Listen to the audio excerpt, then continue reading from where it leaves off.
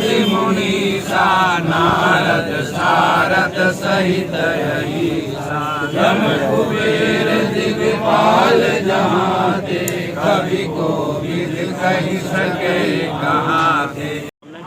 ये इसलिए दिए हैं राम जन्मभूमि के मंदिर बनने के लिए।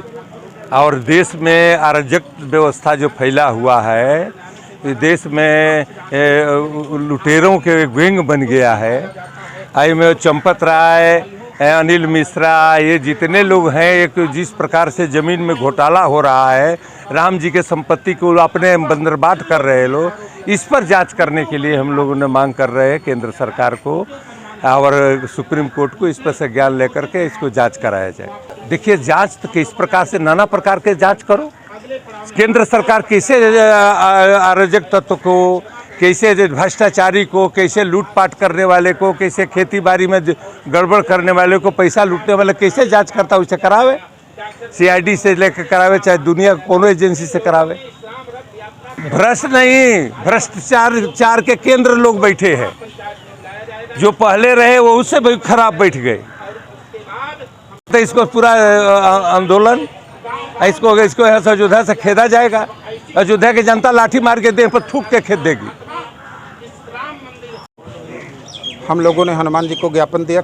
हनुमान जी हमारे आराध्य, हमारे इष्ट हैं और हम सभी लोग हनुमान जी को अपना राजा मानते हैं।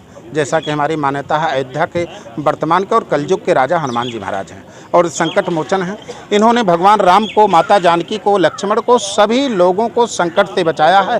आज हमारे अयोध्या के संत और अयोध्या की पावन भूमि और अयोध्या की मर्यादा संकट में है, कुछ कालनेमियों के चक्कर में पड़ गई है और हनुमान जी कालनेमी वर्धन हैं। इसलिए हम लोगों ने हनुमान चालीसा का पाठ किया और हनुमान चालीसा का पाठ करके हनुमान जी महाराज के चरणों में हमने ज्ञापन प्रेषित किया कि हनुमान जी महाराज, आप तो संकट मोचन हैं और अयोध्या की मर्यादा पर, भगवान राम के आदर्शों पर जो संकट कलंक के रूप में मंडरा रहा है, इसका आप सभी आप निवारण करें। हम सभी लोग हनुमान जी से निवेदन किए। हम निष्पक्ष जांच चाहते हैं, निष्पक्ष जांच और किसी बड़ी एजेंसी, सर्वोच्च न्यायालय के द्वारा उच्च स्तरीय जांच हो और इस जांच के द्वारा जो कलंक लग रहा है, जो आरोप लग रहा है, अगर ये मिथ्या है तो आरोप लगाने वाले को सजा दी जाए और यदि आरोप सत्य है, दोषी पाए जाते हैं तो उनके साथ भी कठोर कार्रवाई होनी चाहिए। हमारा किसी से कोई द्वेष नहीं है, हमारा किसी से कोई मतभेद नहीं है, किसी से हमारा कोई मनभेद नहीं है, लेकिन भगवान राम के साथ इस तरह का जो कुकृत्य सुनाई पड़ रहा है, राष्ट्रीय और अंतर्राष्ट्रीय स्तर पर जो अयोध्या की और संतों की और भगवान राम के सनातन धर्म की मर्यादा का हनन हो रहा, इसलिए जांच आवश्यक है और स्वच्छता का श्वेत पत्र समाज के समक्ष। आगे सरजू जल में खड़े होकर के हम लोग जल सत्याग्रह करेंगे, मौन होकर के। उस पर भी सरकार के अंदर, सरकार को दया नहीं आएगी। हम अयोध्या की पंचकोशी परिक्रमा करेंगे, भगवान राम के महामंत्र का, श्री राम जय राम जय जय राम, श्री राम जय राम जय जय राम करते हम सभी लोग 5 कोस यानी 15 किलोमीटर पद यात्रा करेंगे। और उसके बाद भी ये सरकार नहीं सुनती है तो हम सभी लोग जनता की अदालत में जाएंगे।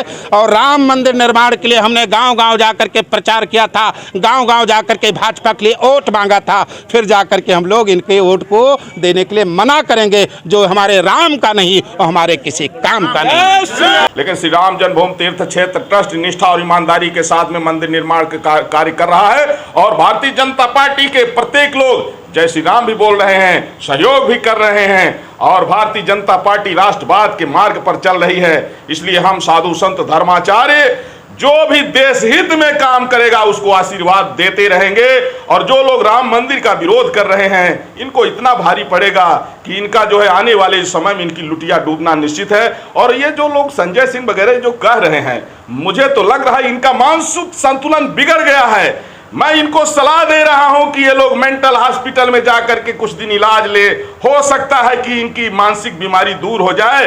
नहीं तो भारतीय संस्कृति के परम आराध्य मर्यादा पुरुषोत्तम भगवान श्री राम के राम मंदिर के निर्माण में इस तरह का जो है लगातार जो कांग्रेस, आम आदमी पार्टी और सपा के द्वारा जो है अवरोध पैदा किया जा रहा है, इसका खामियाजा जो है ये लोग भुगत नहीं पाएंगे। निश्चित रूप से इस समय संजय सिंह जी विक्षिप्त हो चुके हैं। अपने राजनीतिक लाभ को लेकर के वो तरह तरह के आरोप लगा रहे हैं, जबकि ऐसा कुछ नहीं है। ना बीजेपी ने चंदा चोरी की है और ना ही राम जन्मभूमि तीर्थ क्षेत्र ट्रस्ट का कार्य रुका हुआ है। मंदिर का निर्माण धड़ल्ले से चल रहा है, बेरोक टोक चल रहा है, निरंतर प्रगति के हिसाब से चल रहा है।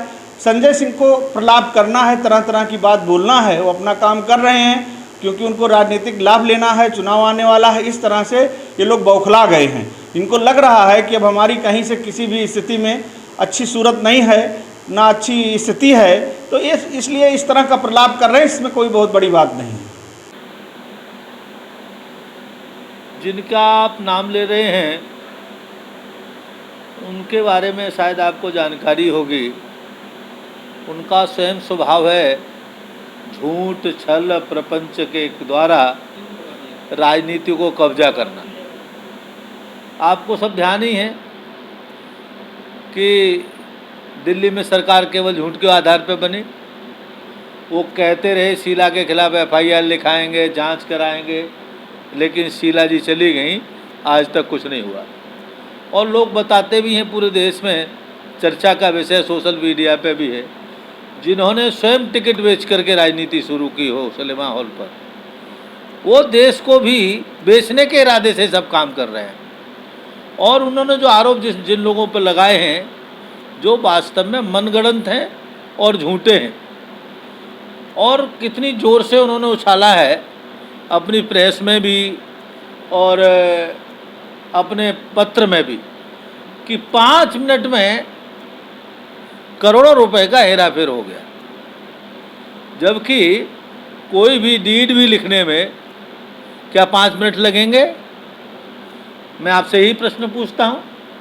लेकिन वो रजिस्ट्री होना, एक रजिस्ट्री की प्रक्रिया है, वो है रजिस्ट्री 5 मिनट में हो जाए। ये असंभव पूर्णतः झूठ है, और झूठ का पुलिंदा बनाकर वो उत्तर प्रदेश की राजनीति में हावी होना चाहते हैं। और उनका जो मुख्य मकसद है, इनके जो ये लोग हैं, ये गैंग है, ये हिंदू विरोधी गैंग है और राम विरोधी गैंग है, जिन्होंने कभी भगवान श्री राम के मंदिर के लिए 1 पैसा नहीं दिया, और वो झूठा गबन का आरोप लगा रहे हैं, मनगढ़ंत आरोप लगा रहे हैं। संकट ते हनुमान छुड़ावे, मन क्रम वचन ध्यान जोड़ा। It's great to see you here. Thank you for watching our work. If you haven't subscribed yet, don't forget to click the bell icon and subscribe to Mojo Story and support independent, robust journalism.